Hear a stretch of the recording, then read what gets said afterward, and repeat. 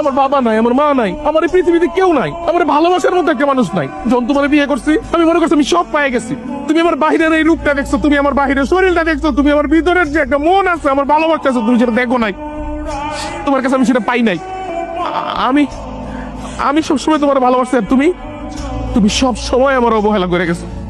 তোমার কোন পুরনো প্রেমিক আছিল, তুমি বিয়ের পরও ওর লগে তোমার সম্পর্ক রাখছো।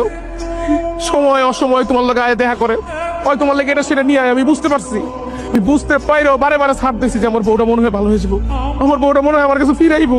কিন্তু না, তুমি কখনোই আমার ভালোবাসা বুঝো নাই। আরে তুমি তো সবই বুঝো।